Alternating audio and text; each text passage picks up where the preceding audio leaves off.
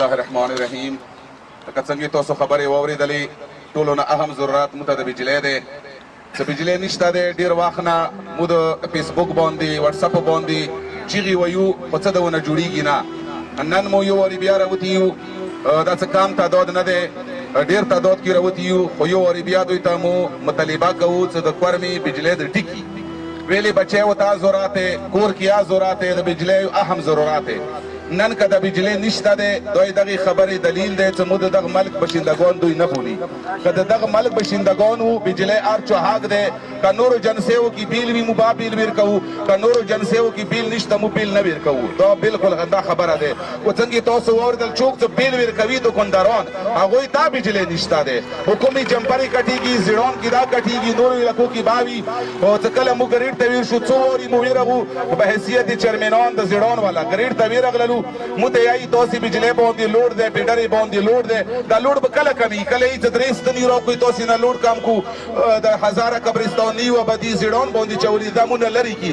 چې کله کومه وابډیسه ګریډ څه درې کمبې نه وي، نه هغه څه ګریډ شولو، درې کمبې دوی نه شي لګوی.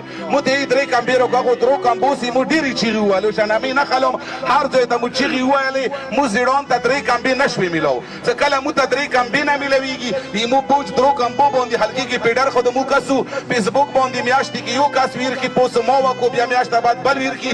په کالو کالو موږ پیډرای زیړان اوسه پورې نشته دی. دې باوجود مدره زلالات سره مخامخ شوي یو. زیړان کوم خبره کوم، ټولې کورمې هر چا خپل حقوق دی. زیړان کوم دا حقوق مو شته دی چې بغیر د پیسو نه 24 ګنټې مو په اوبه بازار ته راځي. نه به بیا به مو د اوبه بندوو، ګریډ یې موږ ځمکې کې د ګریډ با بندوو، ګریډ مخ ته به راوځو چې یوه ګنټه بجلۍ راکوه، یوه ګنټه به اوبه دیر کوو، 2 ګنټې بجلۍ راکوي، 2 ګنټې به اوبه دیر کوو. موږ سره بجلۍ شته، ګریډ یې موږ ځمکې کې جوړ دی. لکي کوټ څه د غوټې غوټې کمبې دي، دا یې زیړان ځمکې کې دي. بیا به ټول زیړان قوم راوځو، بیا همداسې تیاري کې ښیو، سالر بندوبست کوو، که دوباره ځان ته ډیوې لګوو. بیا نه کمبې غواړو، نه ګریډ غواړو، داسې د یو کلپونه ولګوئ، یا د پاڅېږئ دغې نه لوړ شوئ. خو دویمه خبره، د کوم کسان چې دي روزانه راځي جمپرې کټوي وشه، دوی ته مو یایو چې جمپرې مونه ما کټوه، ما راځه وشه. ټول زیړان تیارې کې ښه دی. چا ماما وکړي ما کوه، نن بجلۍ نشته، 2 ورځې یا نه وي، 3 ورځې یا نه وي. ځه د خلکو ټوله عمره بجلۍ وي، هغوی نه جمپرې نه کټېږي. زیړان کې جمپرو کټوله نه منو.